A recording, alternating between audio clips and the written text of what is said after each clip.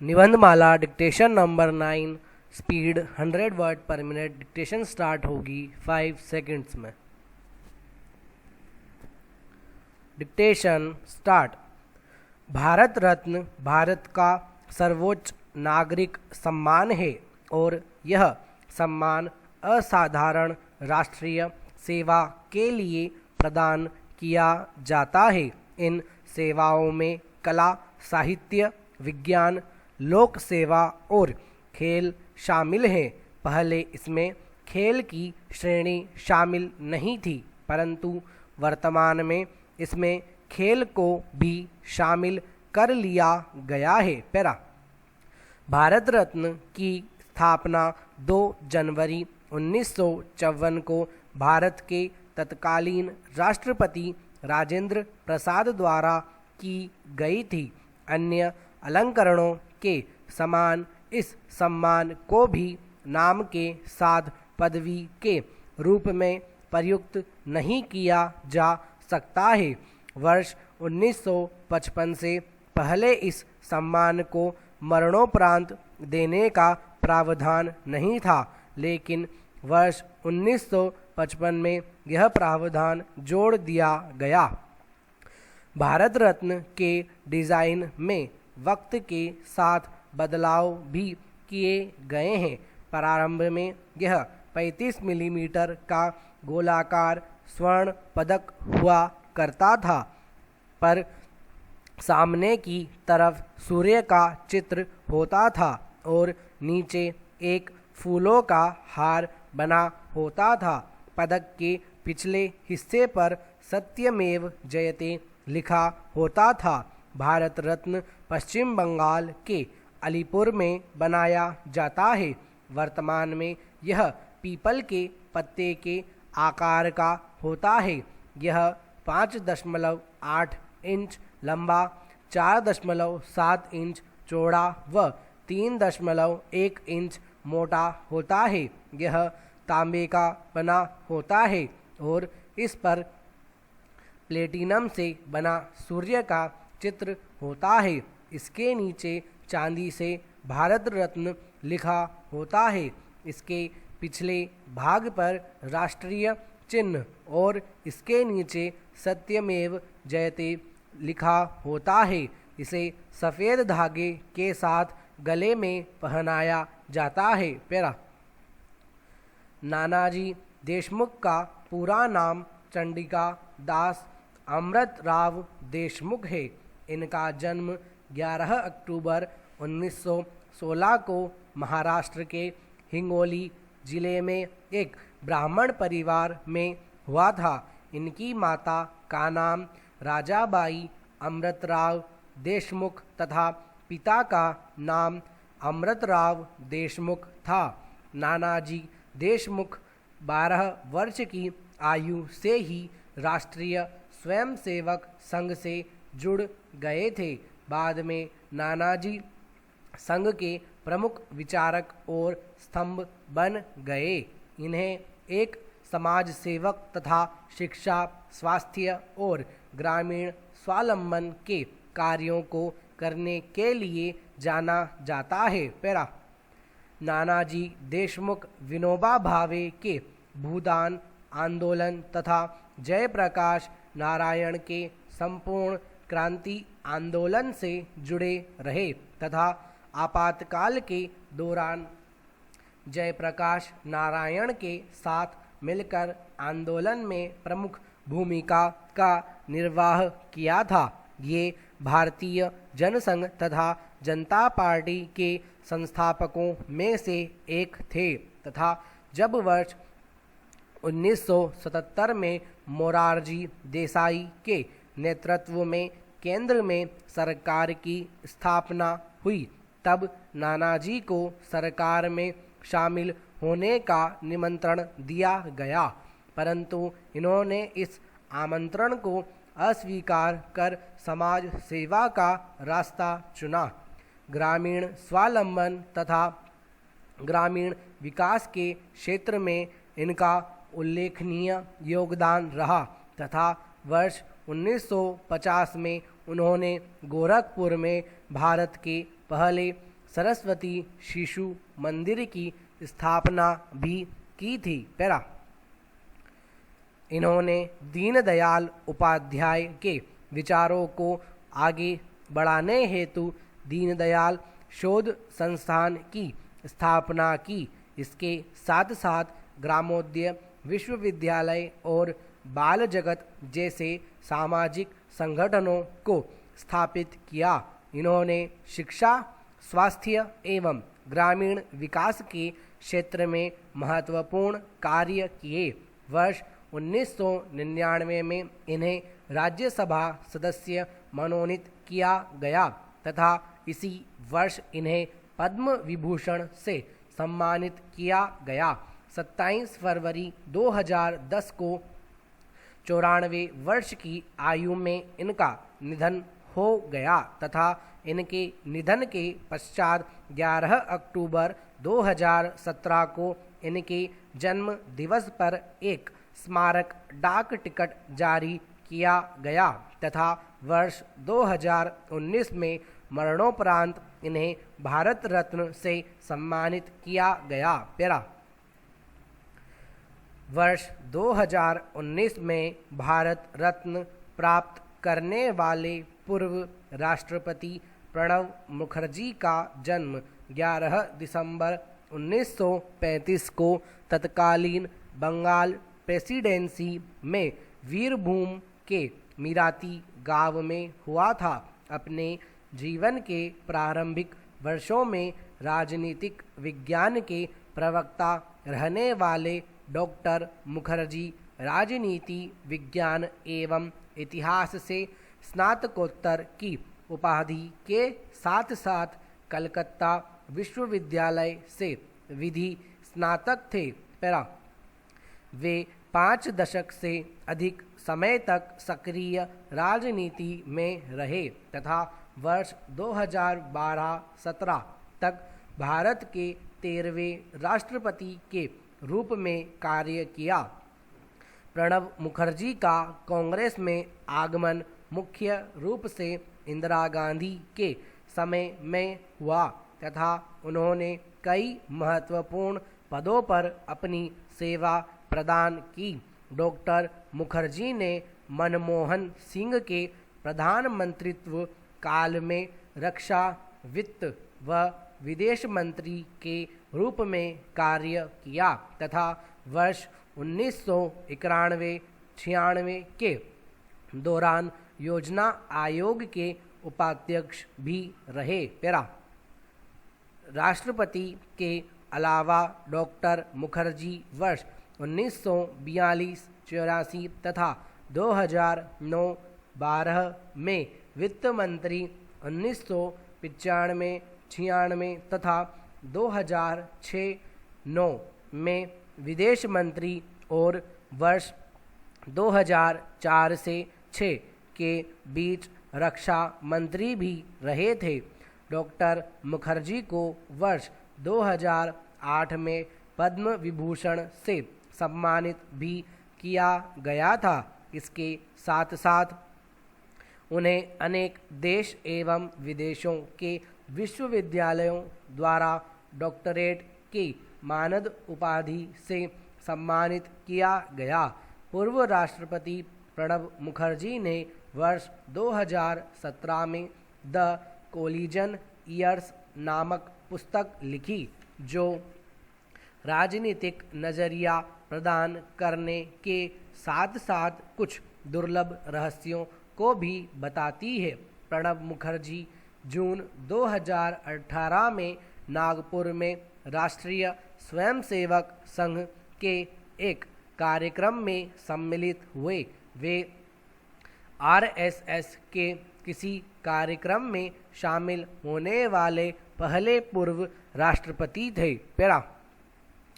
असम के प्रसिद्ध संगीतकार, गीतकार और गायक भूपेन हजारिका को वर्ष 2019 में मरणोपरांत भारत रत्न से सम्मानित करने का निर्णय भारत सरकार द्वारा किया गया। भूपेन हजारिका का जन्म 8 सितंबर 1926 को तिनसुकिया जिले के सदिया कस्बे में हुआ था। असम में प्रारंभिक शिक्षा ग्रहण करने के पश्चात उन्होंने वर्ष 1945 में बनारस हिंदू विश्वविद्यालय से राजनीति विज्ञान में स्नातकोत्तर की उपाधि प्राप्त की। इसके पश्चात न्यूयॉर्क स्थित कोलंबिया यूनिवर्सिटी से पीएचडी की उपाधि प्राप्त की। उन्हें दक्षिण एशिया के श्रेष्ठतम दूतों में से एक माना जाता था। भूपेन हजारिका ने अपनी मूल भाषा असमिया के अलावा हिंदी, बंगाली सहित कई भारतीय भाषाओं में गायन किया तथा भारत की संगीत परंपरा को विश्व स्तर पर लोकप्रिय बनाया। वे संगीत के माध्यम से फिल्मों से जुड़े तथा कई फिल्मों का निर्देशन भी किया। भूपेन हजारिका को वर्ष 1977 में पद्मश्री, वर्ष 2001 में पद्म भूषण, वर्ष 2012 में पद्म विभूषण, वर्ष 1988 में संगीत नाटक अकादमी, वर्ष 1992 में दादा साहेब फाल्के तथा वर्ष 2009 में असम रत्न से सम्मानित किया गया। वर्ष 1961 में शकुंतला फिल्म के निर्देशन के लिए उन्हें सर्वश्रेष्ठ फीचर फिल्म का पुरस्कार भी प्रदान किया गया। 5 नवंबर 2011 को इस महान हस्ती का निधन हो गया। इनके निधन के पश्चात भारतीय डाक विभाग ने इनका डाक टिकट जारी किया। इसके अलावा असम में लोहित नदी पर बनाए गए देश के सबसे लंबे पुल ढोला सदिया पुल का नामकरण भी भूपेन हजारिका के नाम पर किया गया है। इस प्रकार देश का सर्वोच्च सम्मान भारत रत्न विशिष्ट क्षेत्रों में राष्ट्रीय सेवा के लिए दिया जाने वाला पुरस्कार है, जिसे अन्य अलंकरणों के समान नाम के साथ पदवी के रूप में प्रयुक्त नहीं किया जाता है। अतः यह सम्मान राष्ट्र सेवा में विशिष्ट योगदान देने वाले की पहचान को प्रोत्साहित करता है, जो राष्ट्र सेवा को समर्पित होते हैं। सांख्य दर्शन के अनुसार नारी प्रकृति का स्वरूप है, अतः स्त्री ईश्वर की सर्वश्रेष्ठ कृति है। माता, बहन, पत्नी और पुत्री की भूमिका में वह जहाँ 21 कुलों का उद्धार करती है, वहीं शक्ति के रूप में वह असुरों का संहार भी करती है। भारत का इतिहास नारी की त्याग तपस्या की गाथाओं से भरा हुआ है। वास्तविकता यह है कि किसी भी युग में महिला पुरुष से कम नहीं रही है, लेकिन अपने विशिष्ट शारीरिक विन्यास व पुरुषवादी सोच के कारण महिलाओं को पुरुषों से कमजोर समझा गया है। विशेषकर प्रतिरक्षा सेवा में इन्हें आसानी से स्वीकृति नहीं मिली, परंतु समय के साथ सोच, संसाधन व तकनीक में परिवर्तन ने प्रतिरक्षा सेवा में महिलाओं की भागीदारी को बढ़ा दिया है। भारतीय सशस्त्र बल में भी महिलाओं की भागीदारी निरंतर बढ़ रही है। वर्ष 1992 में पहली बार नॉन मेडिकल जैसे विमानन, रसद, कानून, इंजीनियरिंग और एग्जीक्यूटिव कैडर में नियमित अधिकारियों के रूप में महिलाओं को प्रवेश दिया गया। 25 महिला कैडेट्स ने ऑफिसर ट्रेनिंग एकेडमी में वर्ष 1993 में अपनी ट्रेनिंग पूरी की। यह भारतीय सेना के इतिहास में एक मोड़ था। वर्तमान में महिला अफसर सेना के लीगल, शिक्षा, इंजीनियरिंग, ऑर्डिनेंस, इंटेलिजेंस और एयर ट्रैफिक सिग्नल जैसे क्षेत्रों में अपनी सेवाएं दे रही है, परंतु इनकी भर्ती केवल शॉर्ट सर्विस कमीशन में ही होती है, अर्थात अधिकतम 14 वर्षों तक ही वे सेवा दे सकती हैं। स्थायी कमीशन केवल मेडिकल विंग की महिला अधिकारियों को प्राप्त होता है। पुनीता अरोड़ा सेना के दूसरे सबसे बड़े पद लेफ्टिनेंट जनरल बनने वाली पहली महिला अधिकारी बनी। वर्ष 1968 में IAF ज्वाइन करने वाली पद्मावती बंदोपाध्याय भी एयर मार्शल का पद प्राप्त करने वाली पहली महिला बनी। सेना की 7 महिला अफसरों ने वर्ष 2005 और 2012 में दुनिया की सबसे ऊंची चोटी माउंट एवरेस्ट पर सफलतापूर्वक तिरंगा लहराया। कैप्टन मिताली मधुमिता को वर्ष 2011 में सेना के पदकों से सम्मानित किया गया। वह इन पदकों को प्राप्त करने वाली पहली महिला अफसर है। स्वतंत्र भारत की 62वीं वर्षगांठ पर मेजर AR रामकृष्णन के नेतृत्व में 22 महिला अफसरों का दल सियाचिन ग्लेशियर में दुनिया के सबसे ऊंचे क्षेत्र इंदिरा कोल तक पहुंचने में सफल रहा। गुंजन सक्सेना पहली महिला थी जिन्होंने कारगिल क्षेत्र में उड़ान भरी थी। दिव्या अजीत कुमार ने 26 जनवरी 2016 में अखिल भारतीय महिला कप्तान के रूप में 154 महिला अधिकारियों और कैडर के दलों का नेतृत्व किया।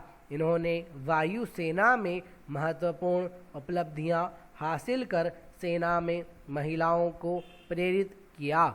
विंग कमांडर पूजा ठाकुर ने सभी पुरानी परंपरा को तोड़ते हुए अमेरिकी राष्ट्रपति बराक ओबामा को गार्ड ऑफ ऑनर देने वाले दल का नेतृत्व किया था। पैरा महिलाओं ने निरंतर भारतीय सेना में अपना योगदान दिया है तथा वर्तमान में महिलाओं की भूमिका और अधिक बढ़ गई है।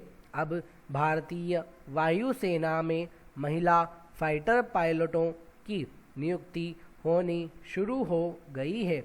वर्ष 2016 में 3 महिलाओं को फाइटर पायलट के रूप में तैनात किया गया। इनकी नियुक्ति पायलट प्रोजेक्ट के रूप में हुई थी।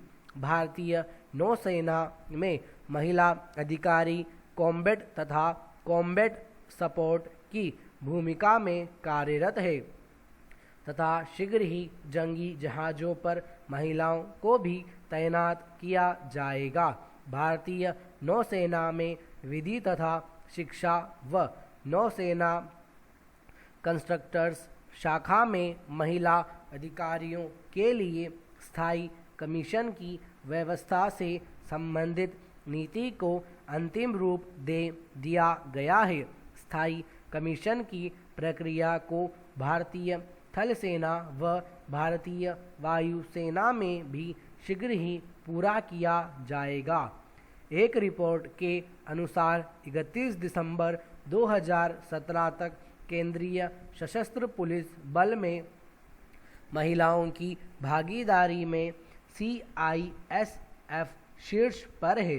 भारतीय सेना में महिलाओं की संख्या क्रमशः CISF में 5.42%, CRPF में 2.55%, SSB में 2.36%, ITBP में 2%, BSF में 2.09% तथा असम असम राइफल्स में 1.23% पाई गई है। वर्ष 2017 में तत्कालीन गृह मंत्री ने घोषणा की थी कि केंद्रीय सशस्त्र बल और केंद्रीय औद्योगिक सुरक्षा बल में 30% तथा सीमा सुरक्षा बल, सशस्त्र सीमा बल और भारत तिब्बत सीमा पुलिस में 15% कांस्टेबल रैंक के पदों पर महिलाओं की भर्ती की जाएगी। वर्तमान में भारतीय वायुसेना में 13% महिला अधिकारी हैं, जो तीनों सेनाओं में सबसे अधिक है, जबकि थल सेना में 3.80% महिला अधिकारी है और नौसेना में 6% महिला अधिकारी है। इस प्रकार भारतीय सेना में लगभग 6 से 8% महिलाएं सेवारत हैं। 6 जनवरी 2020 को पहली बार सेना के नॉन कमीशन्ड पदों पर भर्ती हेतु 99 महिलाओं के पहले बैच की ट्रेनिंग शुरू की गई है। सेना में महिलाओं की जवान के तौर पर भर्ती पहली बार की जा रही है। इससे पूर्व महिलाएं सिर्फ अधिकारी के तौर पर सेना में भर्ती की जाती थी। सेना का लक्ष्य मिलिट्री पुलिस कैडर में महिलाओं की संख्या 20% करना है। इसी क्रम में क्राफ्ट्स ऑफ मिलिट्री पुलिस में 99 महिलाओं के पहले बैच को शामिल किया जा रहा है। पैरा महिला पुरुषों की शारीरिक बनावट में प्राकृतिक विभिन्नता के कारण कुछ अंतर होता है, जिस कारण महिलाओं को चोटों और चिकित्सीय समस्याओं के प्रति अधिक संवेदनशील माना जाता है। इस प्रकार की समस्या गहन प्रशिक्षण के समय ही प्रकट हो जाती है।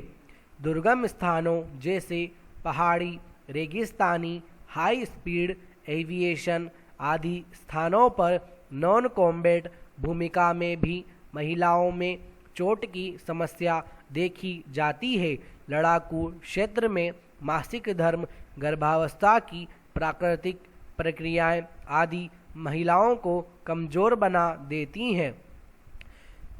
महिलाएं अपने बच्चों व परिवार से भावनात्मक रूप से जुड़ी होती हैं, जिस कारण वे लंबे समय तक इनसे दूर नहीं रह सकती हैं। यदि दूर रहीं तो इन्हें मानसिक तनाव अधिक हो सकता है। इसके अतिरिक्त सेना में पुरुषों के मुकाबले महिलाओं की संख्या काफ़ी कम है, जिससे उन्हें अकेलेपन का अनुभव होता है। साथ ही कई बार सेना में यौन शोषण के भी मामले सामने आते रहते हैं, जिससे महिलाओं के शारीरिक और मानसिक स्वास्थ्य पर प्रतिकूल प्रभाव पड़ता है। सांस्कृतिक समाज में सांस्कृतिक बाधाओं को भी सेना में महिलाओं को कॉम्बैट भूमिका देने में एक समस्या माना जाता है। विशेषकर भारत जैसे देशों में पुरुषवादी सोच दुर्गम स्थान पर तैनात करने के परिणाम का अंदाजा लगाना आदि यहाँ की सांस्कृतिक बाधाएं हैं। युद्ध में मारे गए शहीद जब ताबूत में वापस आते हैं तो हमारा देश इसे देखने के लिए तैयार नहीं होता है। फिर महिला शहीद को देखना और ज़्यादा दर्दनाक हो सकता है। पैरा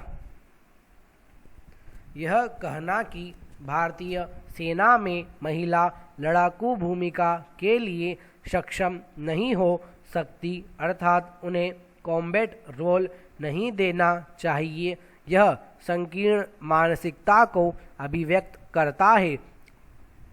महिलाओं को युद्ध की भूमिका की अनुमति देना लैंगिक समानता की दिशा में एक महत्वपूर्ण कदम होगा। इससे महिलाओं को उनकी उचित स्थिति और अधिकार की प्राप्ति होगी, जिससे अंततः सामाजिक पदानुक्रम में उनकी स्थिति मजबूत होगी। महिलाओं को आवश्यक प्रशिक्षण और समुचित वातावरण उपलब्ध कराकर इस योग्य बनाया जा सकता है। युद्ध केवल शारीरिक शक्ति से संबंधित नहीं है, वैसे भी शक्ति के मापदंड पर महिला पुरुष से कम नहीं है। यदि उन्हें उचित पोषण व शारीरिक प्रशिक्षण मिले तो वे पुरुषों के बराबर ही होंगी। वर्तमान में युद्ध हथियार और रणनीति में नवीन खोजों आविष्कारों ने युद्ध कौशल के महत्व को बढ़ा दिया है। युद्ध के लिए आवश्यक अनुशासन, त्वरित सोच, निपुणता, टीम वर्क, नेतृत्व, समन्वय आदि गुणों को पुरुष और महिला दोनों के द्वारा समान रूप से प्राप्त किया जा सकता है। Canada, America, Israel, Germany, France आदि देशों में महिलाओं को पहले से ही युद्ध की भूमिका दी गई है।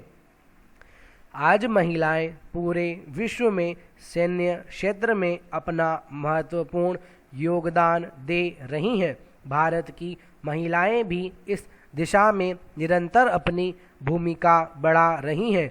यद्यपि भारत में अभी महिलाओं को लड़ाकू भूमिकाओं में शामिल नहीं किया गया है, लेकिन भारत इस दिशा में तेजी से कदम बढ़ा रहा है और साथ ही इसके लिए लैंगिक भेदभाव वाली सोच को हमें बदलने की ज़रूरत है तथा महिला लड़ाकों के स्वास्थ्य मुद्दों के अतिरिक्त सामाजिक, आर्थिक और सांस्कृतिक मुद्दों पर गहन विचार विमर्श करने की आवश्यकता है, जिसमें सरकार के विभिन्न मंत्रालय जैसे स्वास्थ्य, महिला एवं बाल विकास, मानव संसाधन विकास मंत्रालय, रक्षा मंत्रालय आदि व नागरिक समाज को शामिल किया जाना चाहिए। पैरा बदलते वैश्विक एवं सामाजिक परिवेश तथा समय की मांग को देखते हुए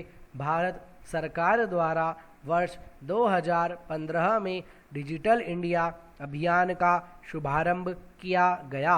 इसका उद्देश्य भारत के नागरिकों को आसान ऑनलाइन सरकारी सेवाएं प्रदान करना तथा देश में इंटरनेट को सशक्त करके भारत के तकनीकी पहलू में सुधार करना है। डिजिटल बुनियादी ढांचे में सुधार, डिजिटल रूप में सेवाएं प्रदान करना और डिजिटल साक्षरता इस अभियान के 3 प्रमुख पहलू हैं। यद्यपि ग्रामीण क्षेत्रों में डिजिटल साक्षरता का अभाव है, इंटरनेट कनेक्टिविटी तथा डिजिटल अवसंरचना के रूप में इसके सामने कई चुनौतियां हैं। तथापि सरकार द्वारा इस क्षेत्र में राष्ट्रीय डिजिटल साक्षरता मिशन, भारत नेट आदि कार्यक्रम के द्वारा प्रयास किए जा रहे हैं ताकि नागरिकों के जीवन को बेहतर बनाया जा सके। प्रत्येक नागरिक तक एक मूल सुविधा के रूप में डिजिटल अवसंरचना की पहुंच अर्थात उच्च गति की इंटरनेट सुविधा, सुरक्षित साइबर स्पेस इत्यादि की सुविधा प्रदान करना, प्रशासन एवं उसकी सेवाओं को जनता की मांग पर उसके घर तक पहुंचाना अर्थात डिजिटल प्लेटफॉर्म उपलब्ध कराकर लोगों को नकद रहित वित्तीय लेन देन आदि सेवाओं को उपलब्ध कराना, नागरिकों का डिजिटल सशक्तिकरण अर्थात सभी नागरिकों को डिजिटल साक्षरता प्रदान करना, नागरिकों को सरकारी दस्तावेजों को डिजिटल माध्यम से जमा करवाने की सुविधा उपलब्ध कराना, भारत को डिजिटल रूप से सशक्त समाज व ज्ञान आधारित अर्थव्यवस्था को परिवर्तित करने के उद्देश्य से यह कार्यक्रम प्रारंभ किए जा रहे हैं। स्टॉप।